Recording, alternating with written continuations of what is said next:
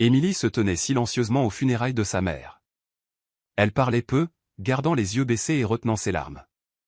Ses frères et sœurs aînés, eux, étaient occupés à discuter avec les gens et à organiser la cérémonie. Personne ne vint la voir ni ne lui demanda comment elle allait. Elle avait l'impression de ne pas être à sa place. Une froideur palpable régnait entre eux. Il était clair qu'ils se souciaient peu de sa présence.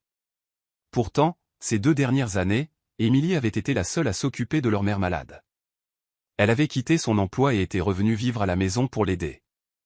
Chaque jour, elle cuisinait, nettoyait et restait au chevet de sa mère. Elle était présente durant les nuits les plus difficiles. Ses frères et sœurs, eux, venaient à peine. Ils avaient toujours des excuses. Mais Émilie ne disait jamais un mot contre eux. Elle faisait simplement ce qu'elle estimait être juste. Le lendemain des funérailles, la situation empira. Ses frères et sœurs lui annoncèrent qu'elle devait quitter la maison. Ils avaient prévu de la vendre et de se partager l'argent. Ils ne lui demandèrent pas son avis. Ils agissaient comme si tout était déjà décidé. Émilie était sous le choc, mais elle ne se battit pas. Elle fit ses valises et partit sans faire de bruit, le cœur brisé. Quelques jours plus tard, elle reçut un appel de l'avocat de la famille. Il lui demanda de venir pour discuter du testament. Émilie était confuse. Ses frères et sœurs lui avaient dit que tout serait partagé équitablement. Elle ne s'attendait à rien d'autre. Dans le bureau de l'avocat, elle apprit la vérité. Sa mère avait modifié son testament 6 mois plus tôt. Tout la maison, l'argent, l'intégralité des biens étaient légués à Émilie. Tout était légal et signé. Sa mère avait laissé une lettre expliquant sa décision. Elle remerciait Émilie pour son amour, son temps et ses soins. L'avocat affirma qu'il n'y avait aucune erreur. Lorsque ses frères et sœurs l'apprirent, ils furent furieux. Ils accusèrent Émilie d'avoir dupé leur mère. Ils exigèrent qu'elle leur donne une part. Mais Émilie se souvint de toutes les fois où ils l'avaient ignorée, elle et leur mère. Elle resta calme et refusa. L'avocat confirma une nouvelle fois que tout avait été fait dans les règles. Émilie décida de garder la maison et d'utiliser une partie de l'argent pour soutenir des causes qui tenaient à cœur à sa mère. Elle ne donna rien à ses frères et sœurs. Un jour, elle quitta la maison le cœur en paix, prête à commencer une nouvelle vie. Une vie qu'elle avait véritablement méritée. 2 ans avant les funérailles, la vie d'Émilie avait complètement changé. Lorsque sa mère tomba gravement malade, Émilie n'hésita pas une seconde. Elle quitta son travail, fit ses valises et retourna dans la maison où elle avait grandi. Sa mère avait besoin de quelqu'un, et Émilie choisit d'être cette personne. Personne ne le lui avait demandé. Elle savait simplement que c'était la chose à faire. Chaque jour, Émilie était là. Elle préparait les repas, administrait les médicaments, faisait le ménage et aidait sa mère pour tout. Certains jours étaient paisibles, d'autres étaient remplis de douleur et d'inquiétude. À travers tout cela, Émilie resta forte. Elle ne parlait jamais de sa fatigue. Elle ne demandait ni aide ni louange. Elle continuait, un jour après l'autre. Ses frères et sœurs vivaient leur propre vie. Ils appelaient peu. Ils ne venaient pas, sauf pour les fêtes ou une raison particulière. Même lorsque le médecin annonça qu'il ne restait plus beaucoup de temps à leur mère, ils restèrent à distance. Parfois, ils envoyaient de courts messages, mais ils ne restaient jamais longtemps. Émilie ne comprenait pas comment ils pouvaient être si distants, mais elle ne discuta jamais ni ne se plaignit. Pendant les heures calmes, quand la maison était silencieuse et que sa mère se reposait, Émilie s'asseyait souvent près de la fenêtre. Elle tenait la main de sa mère ou écoutait simplement sa respiration. Il y avait des moments où sa mère souriait ou murmurait un merci. Ces petites choses aidaient Émilie à tenir bon. Elle n'attendait rien en retour. Être là lui suffisait. L'argent était rare. Sans emploi, Émilie devait être prudente. Elle utilisait ses économies et se privait parfois de petites choses pour s'assurer que sa mère avait tout ce dont elle avait besoin. Il y avait des jours difficiles, mais elle ne disait rien à ses frères et sœurs. Elle ne voulait pas créer de problème. Au fil du temps, Émilie et sa mère devinrent encore plus proches. Elle parlait, riait, pleurait. Sa mère partageait des histoires, des souvenirs et même des regrets. Émilie écoutait. Elle savait que ces moments étaient précieux. Elle voulait s'accrocher à chacun d'eux. Quand l'état de sa mère s'aggrava, Émilie veilla tard la nuit pour la surveiller. Elle apprit à effectuer de petits soins médicaux, juste pour la rendre plus confortable. Il n'y avait pas d'infirmière la plupart du temps, juste Émilie et ses soins. Sa mère lui disait souvent, « Tu es mon ange ». Émilie souriait et répondait, « Je suis juste ta fille ». Personne d'autre ne voyait ces moments. Personne d'autre ne savait combien d'amour et d'efforts Émilie donnait. Mais cela lui était égal. Son seul but était de s'assurer que sa mère ne se sente jamais seule. Elle tint cette promesse jusqu'à la toute fin. Le matin après les funérailles, Émilie essayait encore d'assimiler tout ce qui s'était passé. Sa mère n'était plus là et la maison semblait froide et silencieuse. Elle était assise dans la cuisine, tenant une tasse de thé, quand ses frères et sœurs entrèrent. Ils ne demandèrent pas comment elle allait ni ne dirent rien de gentil. L'un d'eux posa une pile de papier sur la table. Sans grande émotion, ils lui annoncèrent qu'ils vendaient la maison. Émilie les regarda, confuse. Ils parlaient comme si la décision avait déjà été prise. L'un dit qu'ils avaient trouvé un agent immobilier. Une autre ajouta qu'elle avait une semaine pour faire ses cartons et déménager. Il n'y eut aucune discussion. Ils ne demandèrent pas si elle avait un endroit où aller ou ce qu'elle en pensait. Ils lui dirent simplement qu'elle n'avait pas le choix. Elle essaya de parler, mais ils l'interrompirent. L'un dit, « C'est pour le mieux ». Un autre ajouta, « Nous avons tous besoin de notre part ». Émilie resta assise, figée. Elle avait vécu dans cette maison ces 2 dernières années, soigné leur mère chaque jour, et maintenant on la traitait comme une invitée qui avait abusé de l'hospitalité. Ils agissaient comme si elle gênait. Leurs mots étaient froids et leurs yeux ne montraient aucune bonté. Émilie voulait crier, mais elle ne le fit pas. Elle baissa la tête et écouta. Son cœur était lourd, mais elle resta calme. Plus tard ce jour-là, elle commença tranquillement à emballer ses affaires. Elle passa de pièce en pièce, plaçant ses biens dans des cartons. Chaque coin renfermait un souvenir. Le salon où elle s'asseyait avec sa mère. La cuisine où elle préparait leurs plats préférés. Maintenant, tout cela lui était enlevé. Elle ne discuta pas avec ses frères et sœurs. Elle ne les supplia pas de la laisser rester. Elle fit juste ses bagages et planifia son départ. La nuit, elle restait éveillée, se demandant comment les choses en étaient arrivées là, mais elle ne disait rien. À la fin de la semaine, elle était prête à partir. Ses frères et sœurs ne proposèrent pas leur aide ni ne dirent au revoir. Émilie quitta la maison les larmes aux yeux, se sentant perdue et indésirable. Elle avait tant donné, mais en retour, on l'écartait. Tout ce qu'elle pouvait faire, c'était continuer à avancer. Quelques jours après avoir quitté la maison, Émilie reçut un appel téléphonique. Le numéro lui était inconnu, mais elle répondit quand même. À l'autre bout du fil, une voix calme se présenta comme étant Monsieur Tindagei, l'avocat de la famille. Émilie se souvenait de lui depuis son enfance, bien qu'il ne se soit pas parlé depuis des années. Il semblait sérieux et lui demanda de venir à son bureau dès que possible. Il dit que c'était à propos du testament de sa mère. Émilie ne comprenait pas pourquoi. Ses frères et sœurs lui avaient déjà dit que la succession serait divisée entre tous. Elle pensait que tout avait été réglé. Pourtant, elle accepta de le rencontrer le lendemain matin. Elle ne s'attendait à rien de surprenant. Elle supposait qu'il s'agissait juste de paperasse, ou peut-être d'une clôture formelle des affaires de sa mère. Cette nuit-là, elle repensa aux jours précédents. Tout s'était passé si vite. Des funérailles à l'ordre de quitter la maison, tout avait été douloureux. Maintenant, l'avocat voulait lui parler directement. C'était étrange, mais elle n'y pensa pas trop. Le lendemain, elle arriva au bureau. C'était un bâtiment calme, rempli de livres et de certificats encadrés. Monsieur Agei l'accueillit gentiment et lui demanda de s'asseoir. Il ouvrit un dossier et lui annonça doucement que sa mère avait mis à jour son testament des mois avant son décès. Émilie resta immobile, ne sachant trop ce que cela signifiait. Monsieur Agei expliqua que sa mère avait fait de grands changements. Il dit que le testament avait été légalement mis à jour, en présence de témoins, et que tout était dûment signé. Émilie écoutait calmement, essayant de suivre chaque mot. Il fit une pause, puis lui dit que sa mère lui avait tout légué, la maison, les économies et tous ses effets personnels. Les yeux d'Émilie s'écarquillèrent. Elle ne savait pas quoi dire. Monsieur Agei lui montra les documents et expliqua que sa mère avait écrit une lettre, jointe au testament. Dans celle-ci, elle remerciait Émilie pour les soins, l'amour et le temps qu'elle lui avait consacré.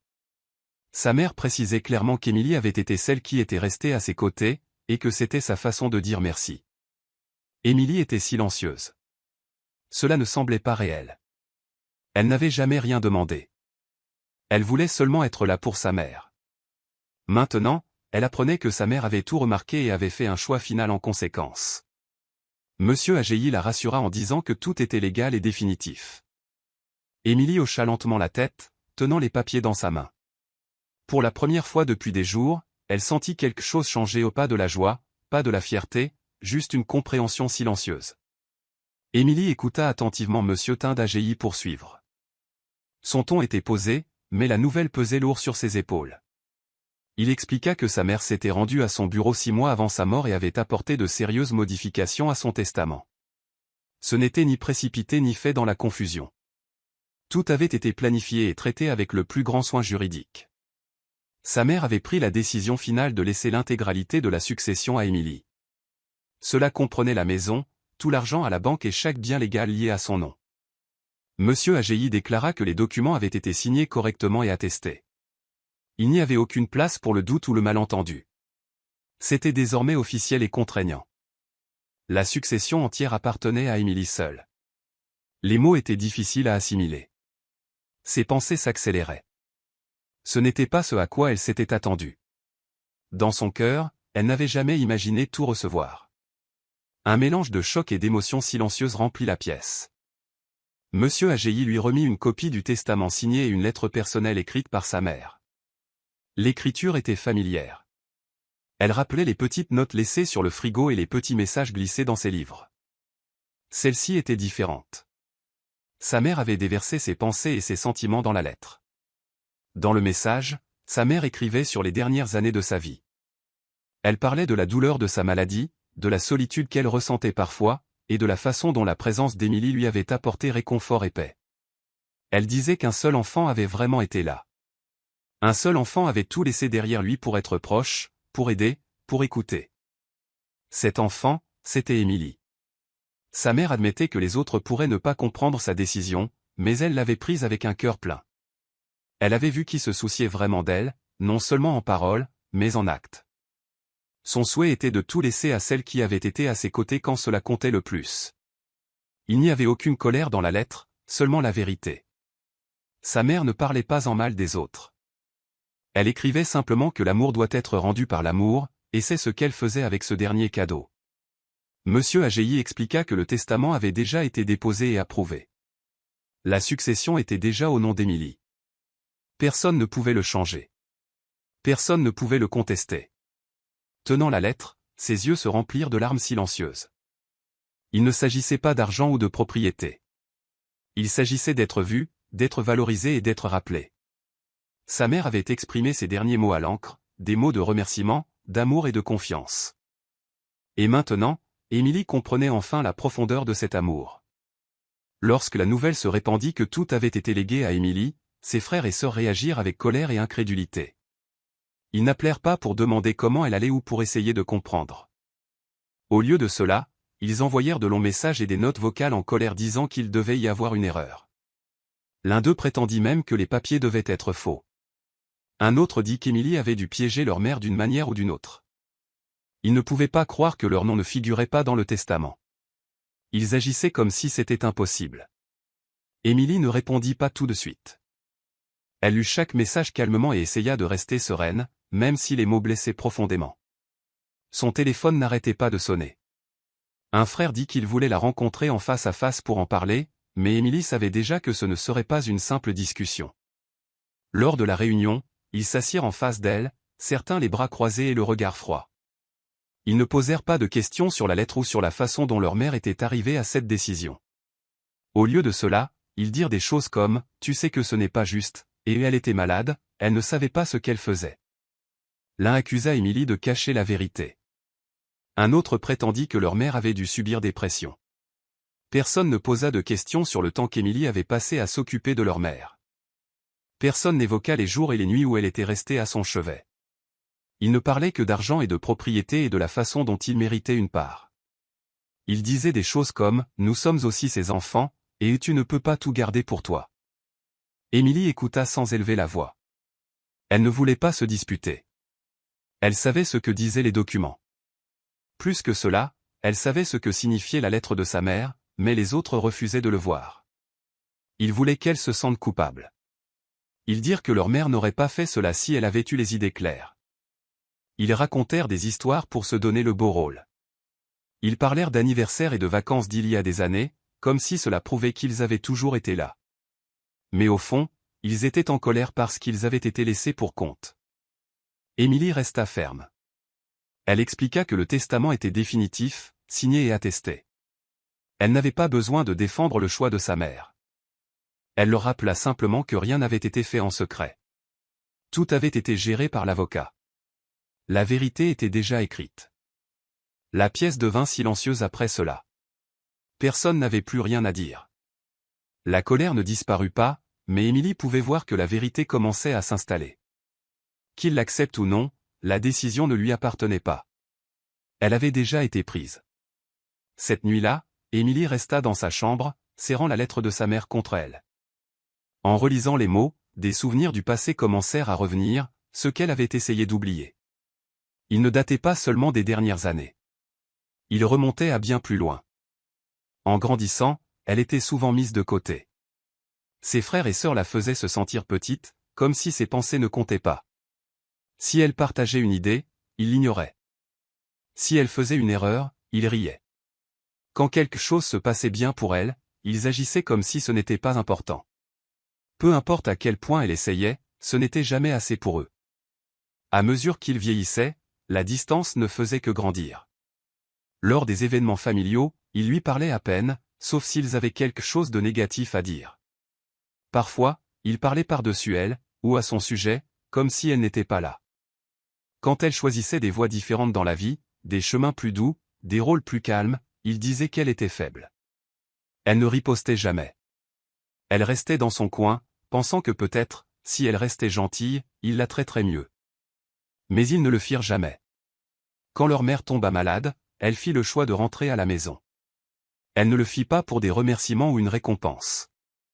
Elle voulait simplement être là. Mais même alors, le même schéma continua. Ses frères et sœurs remettaient en question chacun de ses mouvements. Ils disaient qu'elle perdait son temps. Ils lui disaient qu'elle rétrécissait sa vie en restant. Aucun d'eux ne vint aider, mais ils la jugeaient quand même de loin. Maintenant assise avec la vérité entre ses mains, Émilie sentit quelque chose changer en elle. Tous ces mots blessants, toutes ces années à se sentir inférieure, n'avaient plus de pouvoir sur elle. Sa mère l'avait vue, vraiment vue, et avait fait un choix qui le prouvait. Elle n'avait plus besoin de l'approbation de qui que ce soit. Le passé lui avait déjà montré qui ils étaient, et le dernier acte de sa mère lui avait montré ce que signifiait vraiment l'amour. Ce n'était pas bruyant. Il n'avait pas besoin d'être prouvé encore et encore. Il était stable, honnête et fort. Avec cette compréhension, Émilie ressentit quelque chose de nouveau. Pas de tristesse. Pas de colère. Juste de la force. Elle n'était plus la même fille à qui ils avaient l'habitude de parler avec condescendance. Elle savait qui elle était maintenant, et elle n'accepterait plus moins que ce qu'elle méritait. Émilie reçut un autre appel de Monsieur Tindagei. Il lui demanda de venir à son bureau une nouvelle fois. Quand elle arriva, il l'accueillit et expliqua qu'un examen formel avait été complété. Une équipe de professionnels du droit avait passé en revue chaque détail du testament de sa mère. Chaque page, signature et document avaient été vérifiés. Rien ne manquait. Tout avait été fait correctement. L'avocat expliqua que le processus était terminé. La maison, les économies et les autres actifs avaient déjà été transférés au nom d'Émilie. Sa mère s'était assurée de s'occuper de toutes les étapes légales avant son décès. Il n'y avait aucun retard, aucune confusion, et rien qui puisse être contesté. Émilie écoutait attentivement. Elle le savait déjà, mais l'entendre à nouveau rendait la chose définitive. Il n'y aurait pas de procès, pas de changement. La loi était de son côté.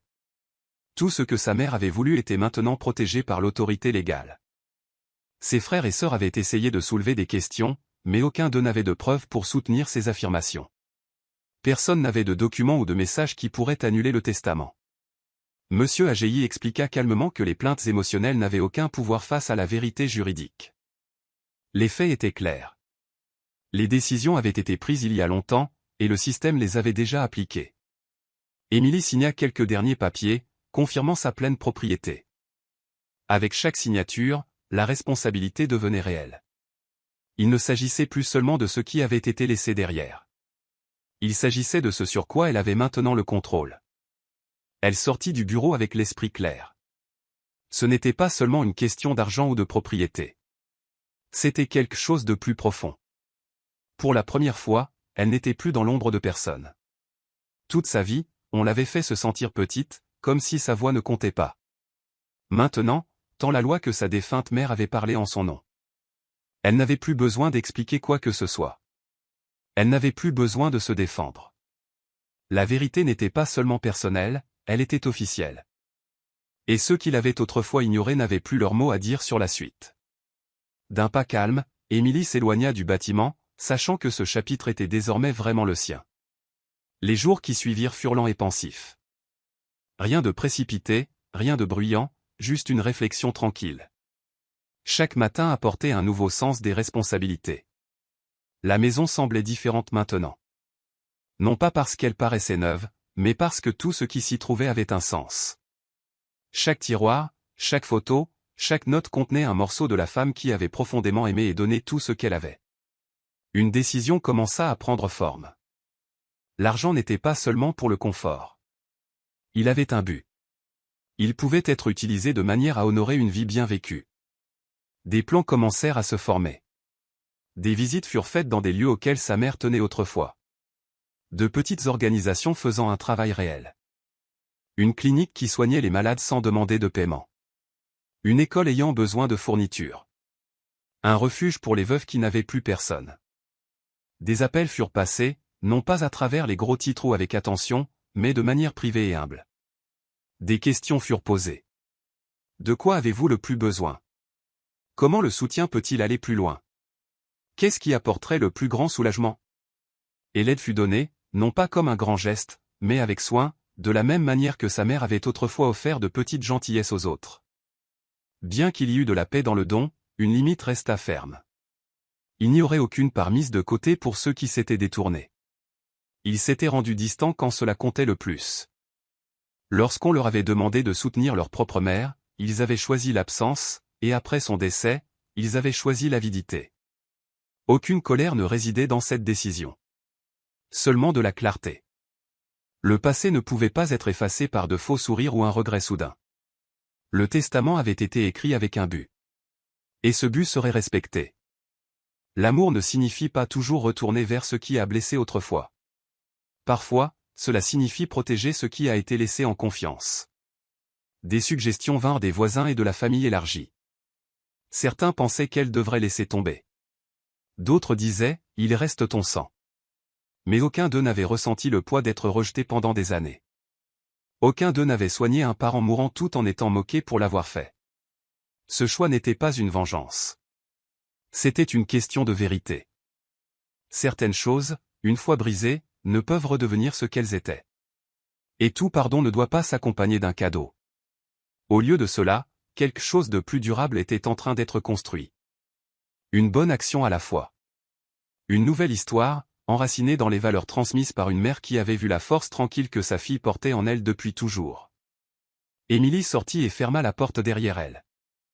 Dans sa main, elle tenait la clé de la maison, sachant que ce serait la dernière fois qu'elle l'utiliserait. Le foyer qui avait autrefois abrité tant de moments, bons et douloureux, se tenait maintenant vide. Elle s'arrêta sur les marches et regarda en arrière, non pas avec tristesse, mais avec une force tranquille. À l'intérieur, les pièces étaient nues, mais son cœur se sentait plein. Pas de peur, pas de confusion, juste du calme. Tout ce dont elle avait besoin n'était plus lié au mur de cette maison. Elle avait servi son but. Elle avait abrité la dernière partie de son temps avec sa mère. Maintenant, ce temps était passé, et elle était prête à aller de l'avant. Émilie avait déjà quitté cette maison une fois auparavant, poussée dehors et blessée. Mais aujourd'hui, c'était différent. Aujourd'hui, personne n'avait de pouvoir sur elle. Personne ne criait. Personne n'attendait pour la briser. Elle marchait librement, sans culpabilité, sans se remettre en question. Au portail, elle se retourna pour un dernier regard. Ses yeux parcoururent les fenêtres et le toit. Tant de choses s'étaient passées ici. La perte. L'amour. La vérité. Elle était restée à travers tout cela, et elle partait avec sa dignité. Elle serra la lettre de sa mère contre elle, rangée en sécurité dans son sac. Cette lettre lui rappelait qui elle était, et qui sa mère savait qu'elle pouvait être. Elle lui donnait le courage de choisir son propre avenir, non pas un avenir façonné par les autres. La route devant elle était ouverte. Elle n'avait pas besoin d'un plan parfait. Ce dont elle avait besoin, elle l'avait déjà. La paix, la liberté et le droit de prendre un nouveau départ. Il n'y avait aucun poids qui la tirait en arrière. Elle avait donné, elle avait attendu, et elle avait pardonné à sa manière.